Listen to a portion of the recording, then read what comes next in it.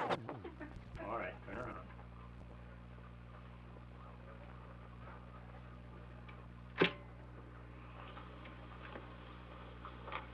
This is Paul W. Opsahl, President of the South Dakota Farmers Union. Ladies and gentlemen, you're about to hear an address given by Honorable M.Q. Sharpe, former governor of South Dakota, analyzing attacks made by private power companies opposing the Power District law. This broadcast is transcribed at the 3rd District Convention of the South Dakota Farmers Union, held at Pier on last Saturday, February 12th, where hundreds of farmers from all over the state were gathered to hear this important issue discussed. This broadcast is sponsored by the South Dakota Farmers Union and REAs of the state. Mr. Sharpe. President Opsahl, Chairman Larson, and ladies and gentlemen of the 3rd South Dakota Farmers Union District and visiting guests and friends. The purpose of this address is to give you information about the Consumer Power Districts Bill now before the Legislature of South Dakota. To you, the people, it is one of the most important questions that has ever been before that legislature. It is the question of whether or not all of the people of South Dakota are going to share equally in the 6 billion kilowatt hours annually of electric energy which will be released here in South Dakota by the Missouri River development. Also, it is the question of whether the useful, convenient, profit-making, pleasure-giving light, heat, and power from electric energy will go to all the people of South Dakota at rates so low they will become more abundant in everyday life and shed their benefits of time-saving, labor-saving, drudgery-saving, and money-saving, and profit-making into all of the homes, shops, offices, farms, ranches, schools, churches, and other institutions generally and equally, now and forever after. The battle for the control of all that electric energy and the battle on the question of whether or not it shall pass from the turbine generators of Fort Randall, Oahe, Big Bend, and Gavin's Point into the meters of you, the consumer, at the lowest possible rate, without any intervening dividend to anyone, accepting the immense benefits and profits which will come to you, the consumer, from the use of it, is right now being fought before your very eyes. Your legislature will decide the outcome of that battle. I appreciate very much the generosity of the Farmers Educational and Cooperative Union of South Dakota in giving me the opportunity to speak to so many of you upon this important subject. In recent years, this great militant organization has commenced to stress more and more the educational phase indicated by its name. And this information, which I have the opportunity to give you, is a part of the educational work of this great organization.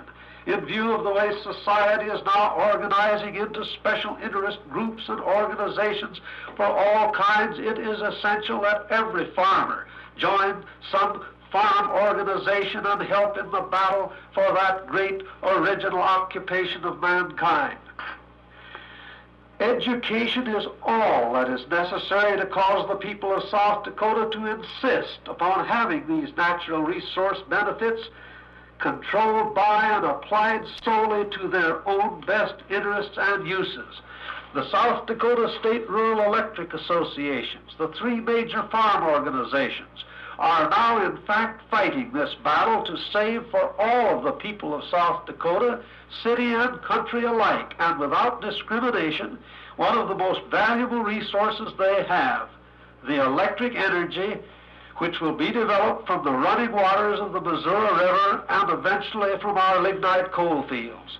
If we win this battle, all of you, the people, city and country alike, and without discrimination, and your descendants in the years to come, are going to control, have, and enjoy these benefits.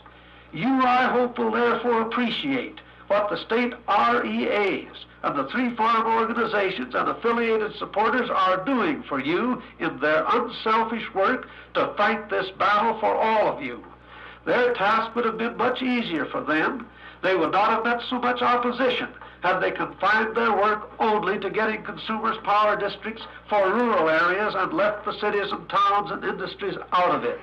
But they recognize the fact that all of us, the people, city and country alike, are mutually dependent on each other, and that these great natural resources belong to all of us on an equality basis, and that the successful way to wage this battle was the fair and unselfish way.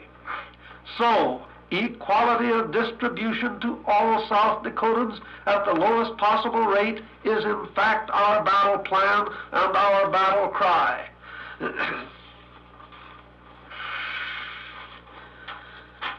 Possibly you would like to know, before I unfold the main arguments, that what is a consumer's power district?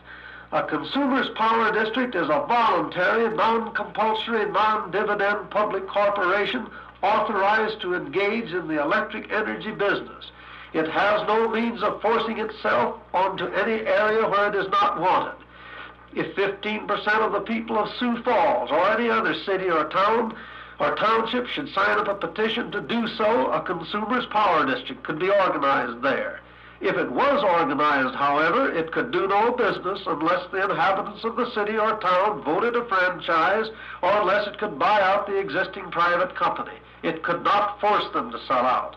It could build lines in the rural areas, however, if the county or township board gave it right-of-ways. A consumer's power district has no authority to bind the property of any person in it with any bonds, taxes, or obligations of any kind. The only way it can get its money is to start by sale of revenue bonds. It cannot even mortgage its own plant, excepting to the United States government in certain special cases. It is not permitted by its charter to make dividends to anyone. Its profits, if they are made, go back into lower rates, better service, extended service, more abundant service. It cannot levy taxes on any person or his property, nor can any state, county, or city levy taxes for it. On the contrary, however, the consumer's power district pays taxes the same as a private electric company pay. The records over the United States, according to statistics of the Federal Power Commission, show that power districts actually pay 27% more taxes on the same basis than private companies pay.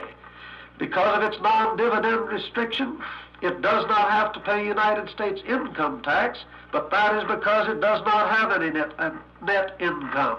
It does not have to pay the federal energy tax of 3 1/3% because it is a non-profit operation. All state and local taxes it pays the same as a private company.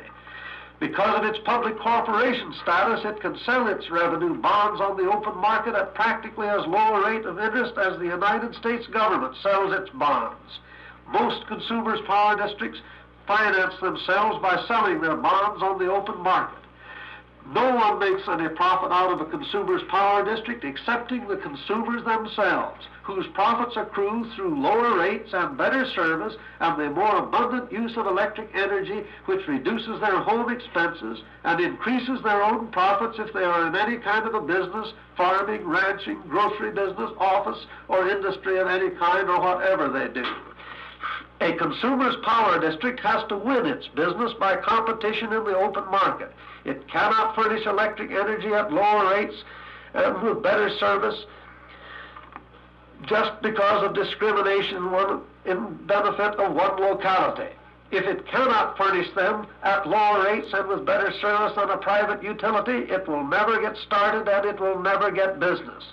If it cannot furnish it at lower rates and better service, it will never have a chance to operate. But if it can furnish them at lower rates and better service, then it ought to have the chance and to get started, and that is all the consumer's power district, which we are fighting for to get past, wants or does. Because of its non-dividend restrictions and its ability to borrow its money so cheaply, the record now of many years' operations in various parts of the United States and Canada show that invariably consumers' power districts, sometimes called public power districts, reduce the rates from 25 to 40% below anything that a private utility can furnish. During that same time, they pay more property taxes than private utilities pay to local, state, county, city, and school districts and similar government agencies.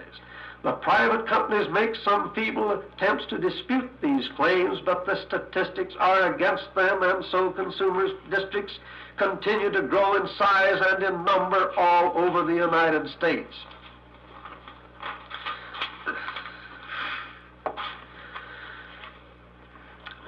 are some of the arguments against these consumers' power districts and who makes them? Well, the main argument that you always hear is that power districts are communism, socialism, government ownership, and destruction of free enterprise. This argument is totally false. A power district is not government ownership, socialism, nor communism. It does not destroy free enterprise. On the contrary, consumers' power districts we are fighting for are the free enterprise and private enterprise in the truest sense of the term. The government does not own them nor control them any more than it does a private utility. It does not finance them nor give them one dime of money. It does not have to furnish them anything excepting the law under which they operate. They start from scratch, acquire their capital by issuing their own bonds, build or buy their facilities, and sell their energy to their patrons measured by the quantity each patron uses. They do not furnish energy freely, nor on any socialistic nor communistic basis. Neither the nation nor the state directs their activities nor forms their policies. Their management is retained at home under their own board of directors and officers, selected by the vote of the people on non-political ballots. The only difference between a properly authorized power district and a privately incorporated private company is that the power district plows its profits back into lower rates, more extended service, improved service, or a combination of one or all of them. It does not make dividends for its investment nor management. That is the only difference, but it is a controlling difference.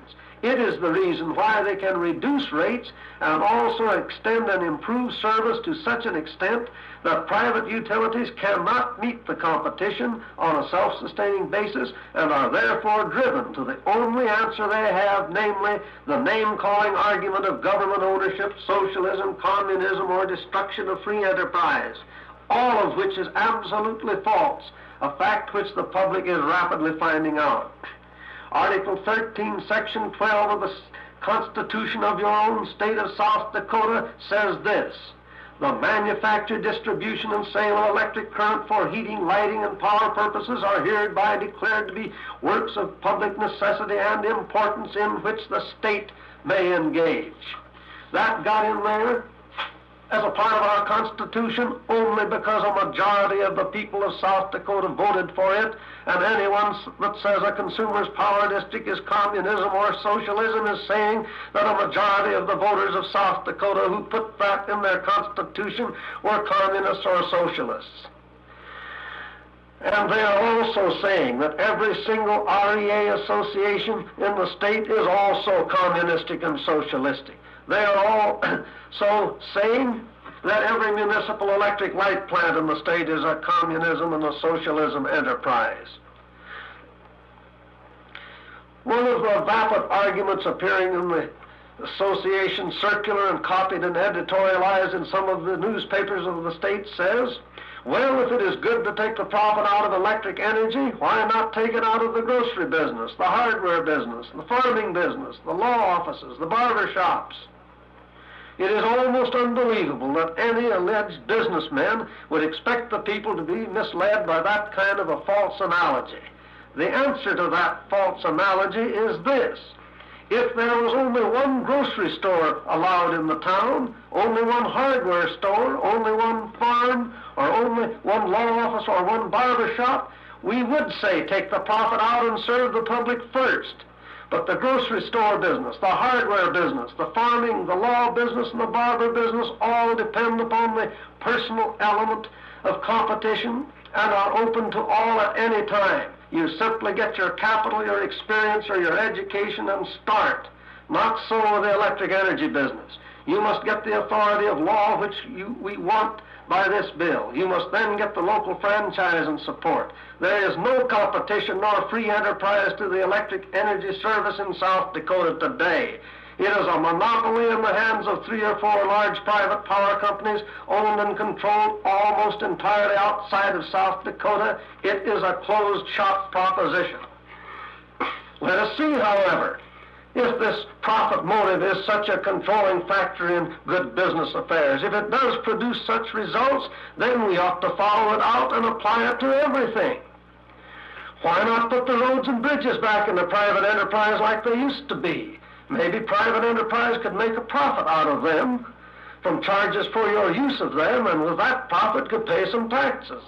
Why not put the city and town water systems back into private enterprise like they used to be and let profit be made from your consumption of water? Why not put our great public school system back to private tutoring schools and colleges like it used to be, so that only a few people had education? Private enterprise could make a lot of profit if profit is the main thing that you are seeking. Why not put the parcel post system back to the express companies? Private enterprise could make a lot of profit out of that. The answer is that profit is not and never should be the primary consideration in all matters of public welfare. There are things which attain such a plane of position of public service operations that it is plain good judgment and common sense to operate them primarily in the public benefit as a public power district does. This tax argument is always the second thing claimed by the private utilities. I have heretofore shown you in this address that the private companies do not pay as much taxes on the same property to local districts as do the public power districts or the consumers' power districts. But the best answer to their objection to this is that when we met before the committee of their legislature Friday night, February 11th, 1949, we told them in just so many words that we think the consumer's power bill we have submitted to you makes us pay exactly the same taxes as a private utility would pay. But if you do not think so, it is perfectly agreeable to us for you to write that tax ticket to suit yourselves, because we expect that consumers' power districts shall and will pay exactly the same local, state, county, city, and school district taxes that the private utility pay. Another flimsy misrepresentation in the newspaper advertisements and the circulars of the private power companies is the statement that power districts cause power shortages in the state where they operate. Their claim is that in every state where you have power districts, you also have a power shortage. Most assuredly you do.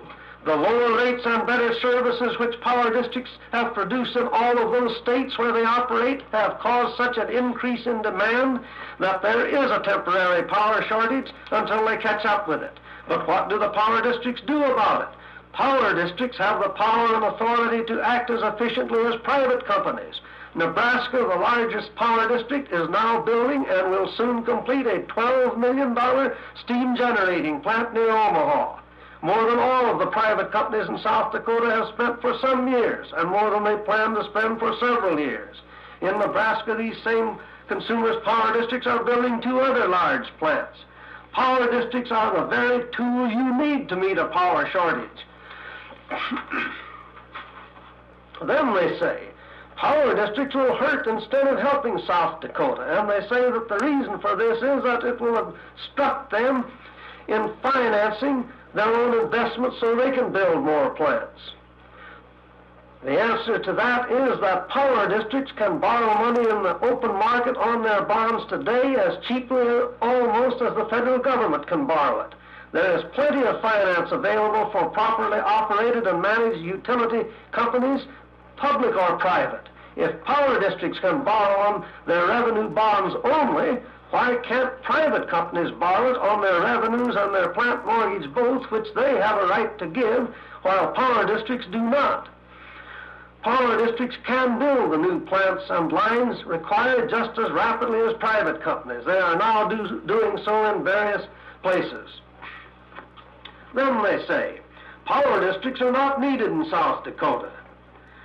This is another paid advertisement going through all the newspapers and in some of these circulars of institutions trying to give some support to the private power company position. They say they are not needed because REAs will still have their priority rights to Missouri River power, and the power districts do not give them any more rights. Sure, REAs have rights, but the exercise and getting the benefit of those rights is a far different thing than just having rights, and we are after getting the benefits. And the REAs in South Dakota all put together cannot begin to claim South Dakota's share of the preferential Missouri River power. Furthermore, and this can always be said to the credit of the State REA Association and the three great farm organizations, that they are really fighting right now to save for all of you people, city and town alike, the right to South Dakota's share of this preferential power in the Missouri River. The only ones that have that preferential right are public bodies and cooperatives. That means about 20 or 30 municipal light plants in South Dakota and about 32 REA co-ops.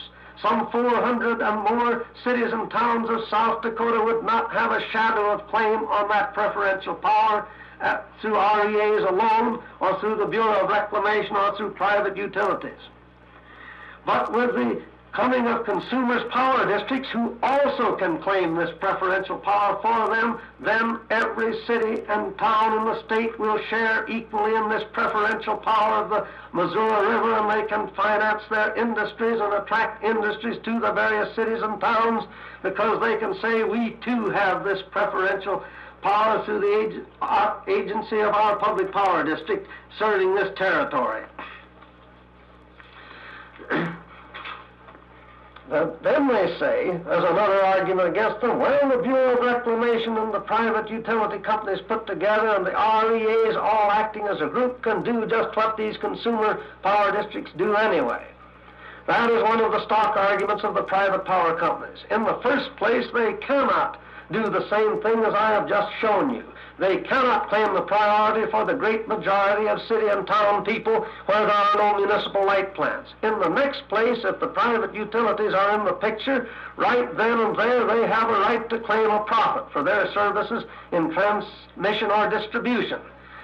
Second, what kind of operations do you think you are going to get from a system whose operations and control are all divided up between three different groups? The Bureau of Reclamation with control at Washington under the Federal Power Commission, the private power companies with control lodged in New York and Chicago, and the 32 different REA cooperatives scattered all over South Dakota. They just couldn't give you a uniform system like a public power district can give you all over the state.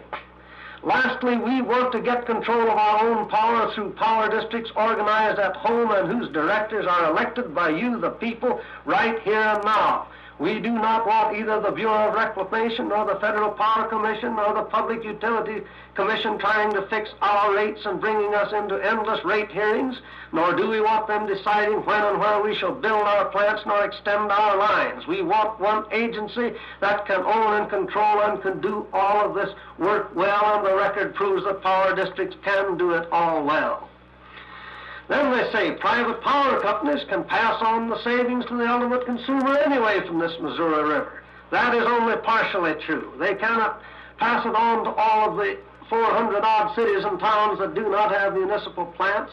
But the real answer to that argument is, granted that the private utilities can pass on some savings from the Missouri River power, but the inevitable unyielding fact is that they cannot pass on as much savings as power districts, because private utilities simply have to make a profit for dividends on capital, and power districts do not. They are in fact restrained from doing so.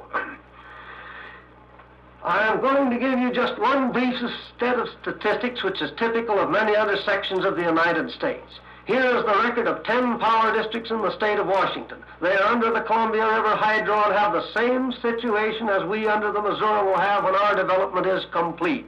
These districts started up in the years from 1940 to 1946. The average rate that all residential and farm consumers were paying to private utilities just before the power district started was 4 cents per kilowatt hour. Today, that average rate under consumers' power districts is only 1 1/2 cents per kilowatt hour. Furthermore, this great reduction in rate enabled those consumers really to have to use and to enjoy their electricity. Just before power districts got started, they were using only 1,300 kilowatts per annual use per residence and farm units. With the advent of much lower rates, they are now using an average of 3,000 kilowatts per residence and farm units, nearly 2 1/2 times as much. These statistics are records of the Federal Power Commission and of the state of Washington, and I am holding in my hand right now the list from which I have taken and am reading them to you. They are not any exception. They are typical of conditions over the United States and Canada. I can read you similar ones from the Pacific section, the Northeast section of the United States, and the central part of the United States, and practically from all over the United States. The private companies know that they cannot meet this competition. They simply want you to protect them at your own expense and at the expense of generations of South Dakotans yet to come in the monopoly which they have had long enough. Ladies and gentlemen, I have answered all of the main arguments which are being used against the Consumers' Power District Bill. There may be some minor ones which I have not had time to answer in this radio address. I feel sure that you will find the answers to them. If you think this Power Districts Bill would be a good thing for South Dakota and for you, the people, as I think it would be, it is time that you give us some help. Will you please, right now, wire, telephone, write, or express your views by personal contact to your legislatures, all of them appear, asking them to decide the issue of this battle in favor of all of you, the people, on an equality basis all over South Dakota, instead of deciding it in favor of private power companies who are the only ones really fighting against this Consumers' Power District Bill.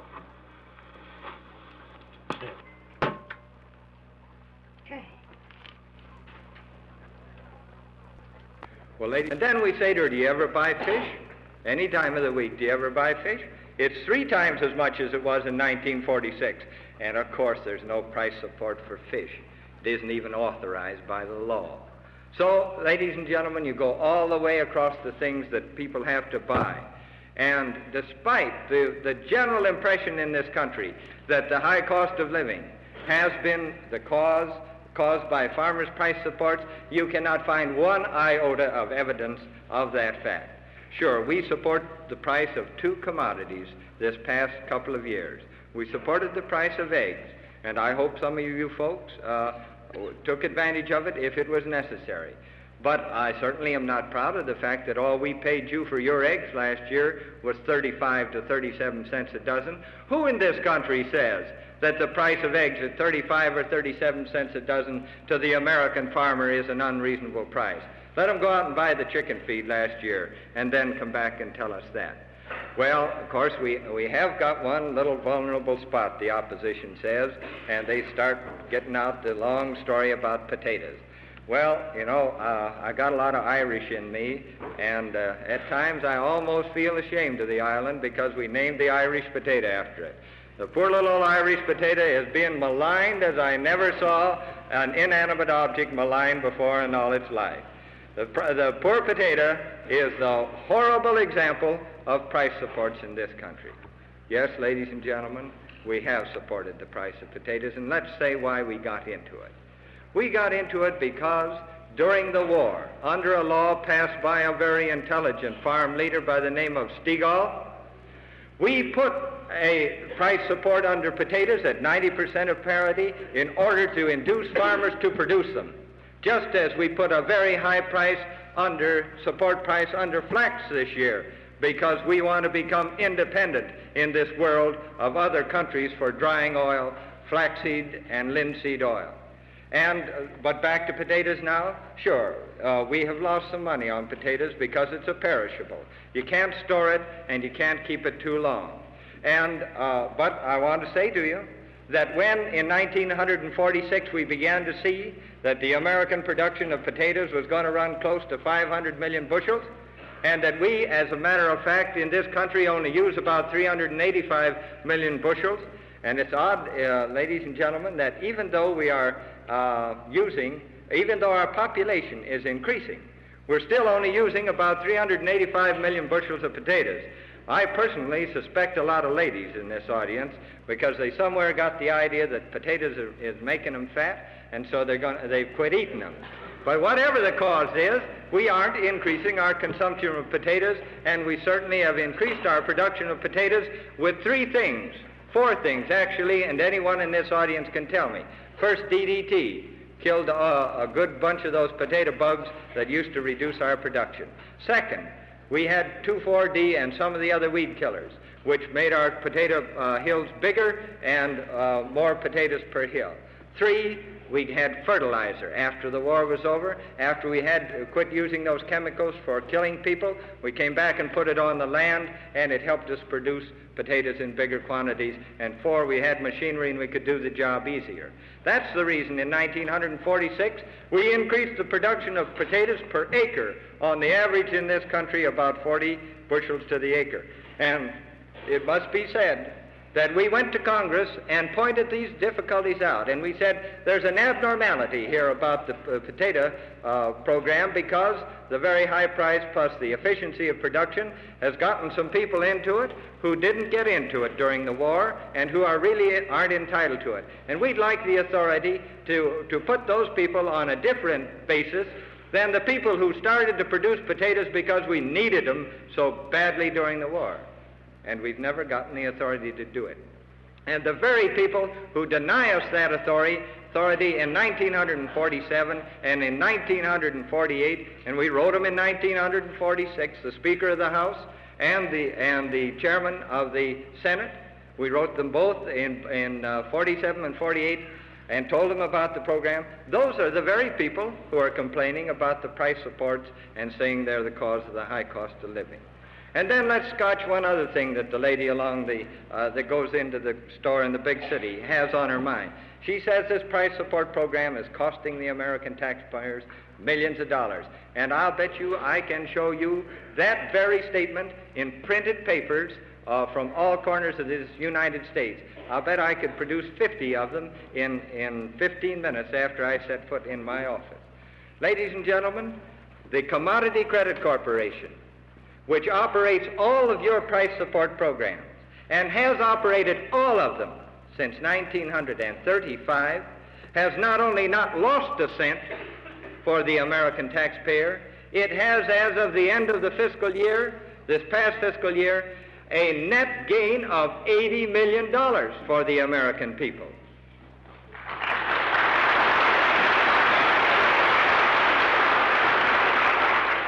They say to you, well, how can you make money and support prices? Why, ladies and gentlemen, we bought cotton for a number of years under a price support program, and cotton is not a perishable. And we stored it, and along came a time when the world wanted cotton, and we sold it at the market, and we made almost $400 million on cotton alone. We've made lots of money on the other storable commodities.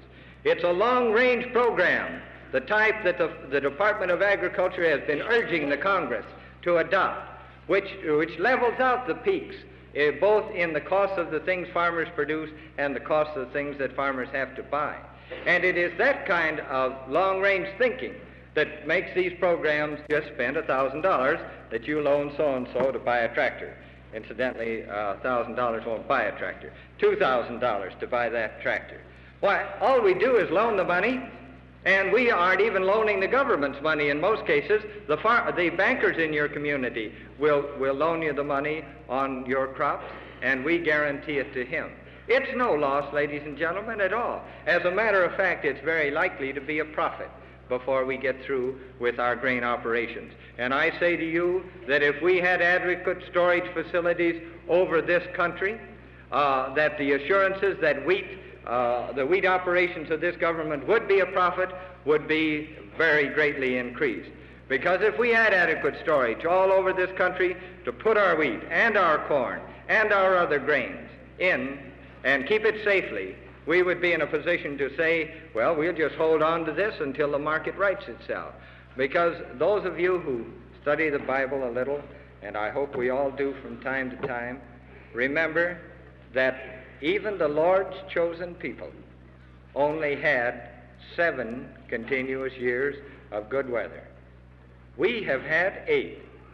And we had a bad year in corn last year, didn't we? We've had a wonderful year in corn this year.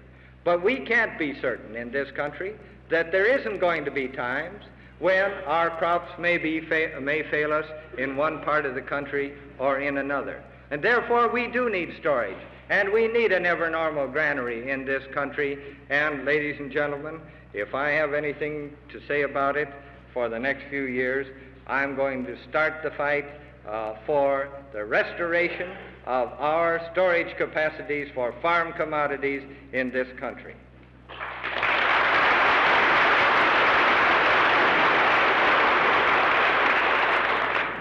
We've had this past year or two what we call the development of a long-range program.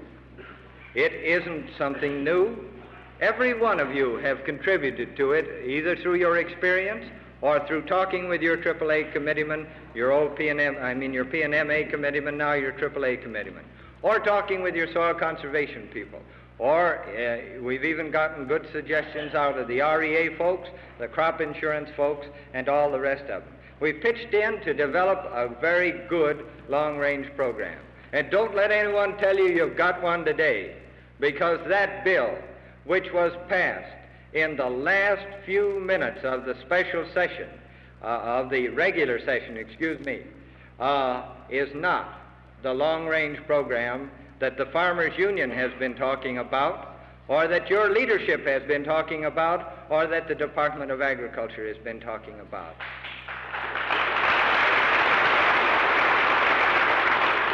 As a matter of fact, it only touches on one point, doesn't it? And that's on price support. And it was only by the skin of our teeth that in those last few minutes we even got an extension of the present price support mechanisms.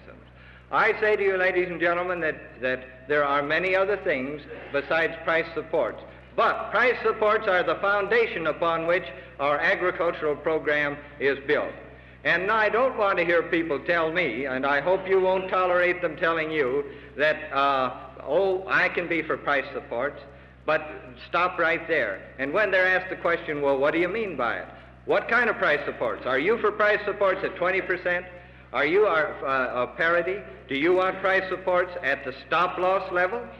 Or are you for the kind of price supports we have today, which are a genuine effort to try to guarantee the American farmer a parity of income with the rest of his population? That is the kind of a price support program we are trying to administer today. And those of you who say that it's high-level price supports and that it must be graduated down, I just ask them to tell you why they don't start on some other segment of this economy. Why, every time we're going to adjust the American economy downward, and I'm one who says it don't have to be adjusted downward, but why must we always start with the farmer? In 1920, we adjusted the American economy downward by reducing farm prices 50% in 1 year. And what happened? We set in motion the processes by which the entire economy come tumbling in upon top of the farmer. And so these folks who have methods and plans for reducing the price of farmers' goods without relationship to the price of the other things that farmers have to buy, or without relationship to the income of the rest of our community, are not talking about the kind of a program that I think the Farmers Union backs and the kind of program your department has been urging on the Congress this past 2 years. Because we have in that program this very thing called parity, don't we? Parity to you and I and to everybody else means an equitable relationship between the things farmers have to sell and what farmers have to buy. And when the things that farmers have to buy goes up, then the price of the things he has to sell should go up. When the price of things farmers has to sell comes down, then farmers are willing to see the price of the things he wants to see the price of the things he has to buy come down. There's a relationship between it. In short, the farmer doesn't want to go above and stay above the economy of the country, and he certainly don't want to stay below it. And any kind of formulas which try to graduate him down faster than the parity formula is, in my opinion, not in the best interest of all the farmers of this country, and is not the kind of a program you have now and for which we have been fighting and working to perfect these last few years. Well, ladies and gentlemen, there are many things to be talked about when farmers get together. But we cannot talk about any of them until we are all satisfied in our own minds that we understand our price support programs and what they mean to us. There is no use talking about crop insurance if you don't have price supports, because how can you regulate an insurance program or values if you don't have some stability in the selling price of the grains that you're going to insure or the crops you're going to insure? What's the use of talking about REA programs? Their farmers are so poor they can't buy the equipment or install the electricity when it comes down the road by their door. What's the use of talking about good credit programs if there isn't any money, if there isn't any use borrowing the money at good interest rates or for long terms, and there isn't any assurance of paying it back? And what's the use of talking about soil conservation in this country if, as a matter of fact, when prices go down, we know that American farmers have to abandon soil conservation and attempt to try to make it up by mining what remaining fertility there is in his soil? I don't think anything had a more serious impact, even the ignorance of our forefathers who started out in the southeast part of this country with a one-crop system and abandoned the land when it lost its fertility and moved on to the next. I don't think anything had a more serious impact, even including that, than the low income period for farmers in 1920. Because all of you know that your neighbors and maybe even some of you, when the price of wheat went down to 25 cents a bushel or less, went out and planted more wheat next year, the following year, to try to overcome the loss that you'd sustained that year. And you didn't buy fertilizer. And you didn't follow any kind of a contouring practice. You didn't follow any kind of a soil conservation practice, and some of us knew about them even in that time. Why? Because we had no money to do it with in the first place, and second, we were trying to keep our body and soul together and our families fed. So there's no use talking about those kind of programs unless you've got a sound price support program for farmers. A sound price support program which is not going to pass out with the post-war adjustment, but will be here as long as farmers are left on the face of this earth. Our farm program in this country is the greatest farm program of all history, of all times, and of all countries. And we got it by hard and diligent work, and we have got to retain it by hard and diligent work right from this moment on, because it is not going to be with us unless you understand how it serves you and are willing to fight for it and are willing to express yourselves to the people who represent you in the Congress where these laws are made. We're never going to have 48 price support programs in this country, one for every state. It's going to be a federal program. We are not going to have in this country 48 different crop goals programs and recommendations. There has to be a coordination between it, because North Dakota could have one view of the wheat business and South Dakota another view of it. And how would we all be getting along if we didn't have some central clearinghouse in which to do that job? And finally, ladies and gentlemen, let's say to ourselves very frankly, we have very little use for cooperatives if we don't have any decent price to sell our commodities in the market for, and or any money from the sale of those commodities to buy things in this market. Cooperatives, in my opinion, are the soundest piece of free enterprise that this country knows about.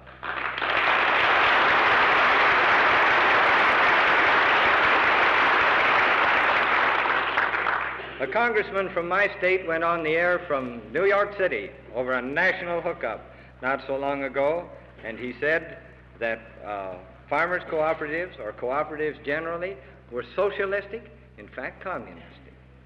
They were something different than the free enterprise system. I say to you, what is more free enterprise than an organization in which every member has a right to speak his mind and to share equally with all other members? What is more free enterprise and more democratic than an organization in which everybody shares in the profit equally according to his participation and his active support of that cooperative?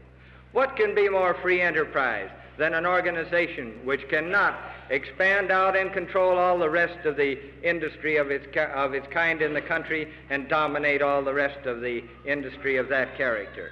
That, ladies and gentlemen, is free enterprise in its basic fundamental characteristics.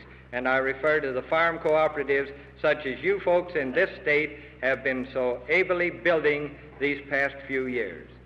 But there are folks who say that these things are not good for the American people, that they deprive somebody of selling us things at a profit that we don't want to, that whether we want to buy them or not. Well, I say to you that those kind of people are not talking about the kind of farm programs which I think has been in force and effect in this country. And then let me just say one or two words further about this business of communism. I think, and I say this without any intention to flatter anybody, that the people on the face of this earth who have done more to stop communism in the world and in the United States are the American farmer. A few minutes ago we reminded ourselves that we shipped 91 million tons of food overseas in the fiscal year just ended. Where did it go? What did it do? Well, I'll tell you. Some of that food turned the tide of the election in Italy last year. It prevented the communists from taking over Italy because our food in the mouths and in the hands of the Italians, coming from a democratic country, created in their hearts or retained in their hearts something of the belief that democracies could operate effectively, because here was one that could take care of itself and send us some help here in Italy. And they rejected the bait hung before their faces by the communists. It helped turn the tide of the election in France just the other day, when those of you who read the paper the last 24 hours observed that the communists lost considerable ground in the recent election in France. It gave our German brethren some opportunities to stop and think before they swallowed the communist bait in Eastern Europe, and the rest of those countries, Yugoslavia and some of the others. And, ladies and gentlemen, it was actually useful in keeping Greece out of the hands of the Russian-controlled whatever kind of government they were trying to establish down there. And the Mediterranean is open to all the ships of the world today, because American farmers worked hard, worked intelligently, and with the help of God, produced food which we could send to our folks overseas in abundance. And that brings me to this last one that have been leveled at us farmers by the gentleman from Congress from the state of Minnesota. He issued a report the other day in which he said that our export programs were the cause of the high cost of living. Yes, ladies and gentlemen, he said that our export programs were the cause of the high cost of living. Well, we were exporting food every year of our history, and sometimes we had high prices and sometimes we had low prices. We have in this country produced 1,300,000,000 bushels of wheat for 2 or 3 years, and yet we have only consumed 800 million bushels of wheat domestically. Well, now, what are we going to do with the other 500 million bushels of wheat? We exported it, ladies and gentlemen, and we exported it without it having any impact on the cost of living. And so I'd just like to say to you in closing that it seems to me that it does make a difference what we, the American people, and we, the farmers, do in this country about the things that have served us well. We must be diligent, because as liberty is the price of liberty, someone said, is diligence. Just so good farm programs must be supported by the diligent day in and day out thought of farmers. We must make them efficient, effective, and useful, and we must stop those who would destroy them for political reasons or for any other kind of reason. I don't know why the gentleman from Minnesota went to New York and then came out and said that the high cost of living was due to farm support prices. Of course, I think I know. I think he wanted to take off of a certain group in this country the accusation that they, when what they did in Congress in 1946 was the cause of higher prices to consumers. I think, as you would say it up here now and then, he tried to put the monkey, get the monkey off of their back over onto the price support back of farmers. And maybe that's good. Maybe we ought to tolerate that in political years. But there are other people who are fundamentally shooting at our price support programs who will continue to do so after election is over. And it's those kind of people who have put that big gang of lobbyists down in Congress, and it is those kind of people who can make money if they are successful. And it is those kind of people who are a threat to farm programs from year in and year out. And unless we are intelligently able to meet them, ladies and gentlemen, the folks in Washington aren't going to be able to do it alone. As diligent and interested as I think the folks in my department are, we are not going to be able to do it alone unless we have behind us groups of farmers all over this country such as you. So I plead with you, no matter what happens the next few months, I plead with you to be diligent and interested in your farm programs. And take a good look at the people who are presuming to speak for you down there. Take a good look at me, as a matter of fact. And if you don't like the things I'm saying, let me know about it. Write me a mean letter. If you like some of the things we say, why, maybe you can write a nice letter once in a while, but don't worry about that. Above all, don't forget we're there. Because if you ever forget that you have instruments serving you in the capital of this United States, then you're sunk and they're sure sunk. Because nobody's going to pay attention to the Department of Agriculture unless they believe it is backed up by the farmers of America. We are your servants. We work for you. Our salary comes out of your taxes. And if you don't get quid pro quo, as your lawyers would say, or if you don't get value received, as the rest of us would say, then, ladies and gentlemen, it's kind of your fault as well as ours. So, in conclusion, and with deep appreciation for the opportunity I've had to talk with you about your business and my business, I again want to say that as I see the Farmers Union growing over this country, I take renewed courage in the belief that democracy will live in this world. It is under test, as it has never been under test before. It cannot undergo another depression as it went in 1932, with the assurances that we will come out whole as we did in that time. We're not sure that we have the great leadership that was raised up in that period of time, but more than that, when in 1932 the face of the earth, most of the civilized countries, was dotted here and there with active, efficient democracies, successful democracies. This time, there are hardly any democracies on the face of this world who can come to our help if we got into trouble in 1948, 49, or 50. In 1932, there was not a great colossus over the sea, which is a world power today and has an ideology almost contradictory in every respect to ours. And that colossus will not stand by to let us work out our problems if we have to go into another depression.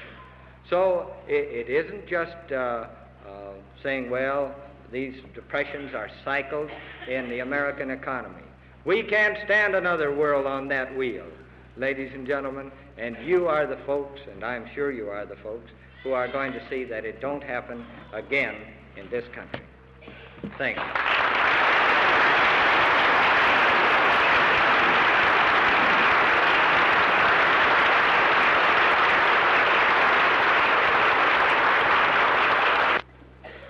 A very enlightening message to us here this afternoon on problems relating to agriculture.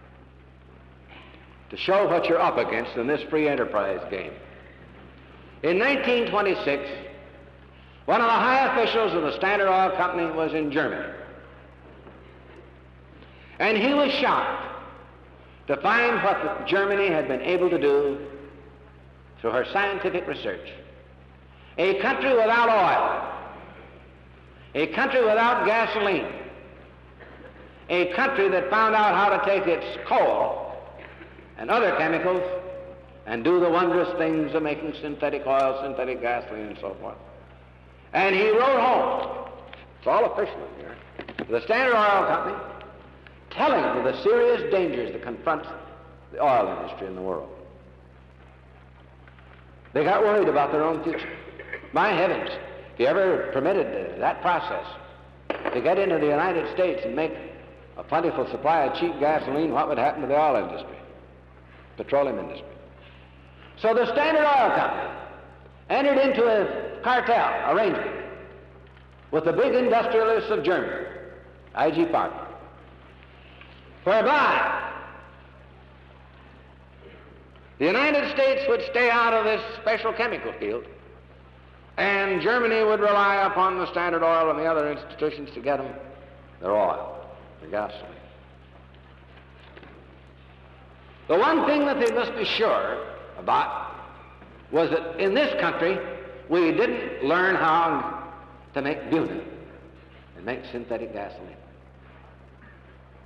And that goes on from 1926 to how to make rubber, synthetic oil. That goes on clear up to 1940 and into 41, just before Pearl Harbor, where with that sort of an international cartel, this country was denied free enterprise.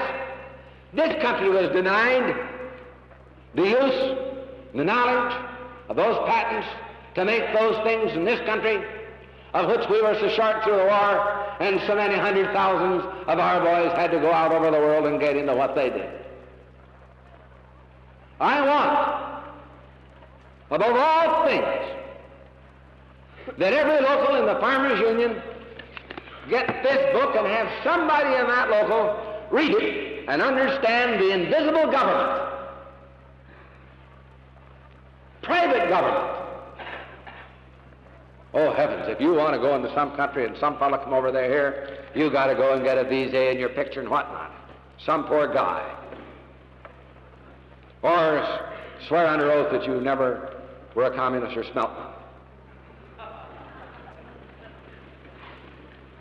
While all that's going on, and I don't want any more Stalin and communism than anybody in this room, but while that's going on, this international rigging of these big institutions dealing with rubber, dealing with oil, goes on for these monopolistic profits, backed up not only with our tax money, but our kids. Do you think we ought to know that?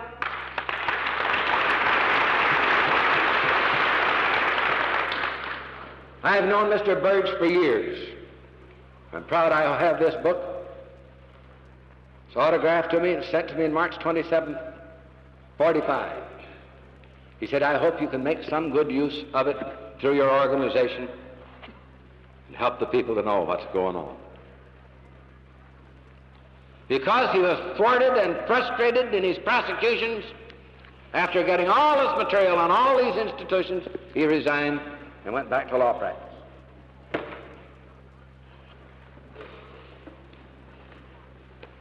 Another record you should have.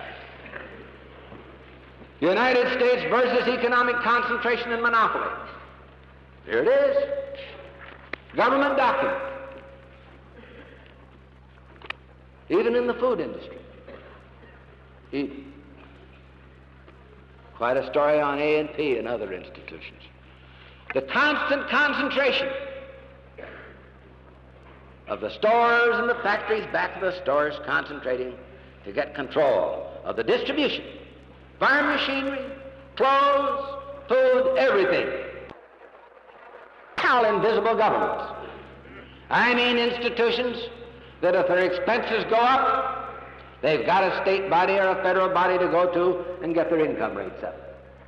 I mean these institutions that are so big by their size, whether it's the packing industry, the meat packing industry, the automotive industry, or whatever it is, by their very power of concentration, can fix the price that you have to pay for the things that you buy. I say to you, you can never live under a legislated economy such as that is, without comparable legislation for farmers to protect them too on the price side and the income side, so that they can have the purchasing power to compete and get the things out of life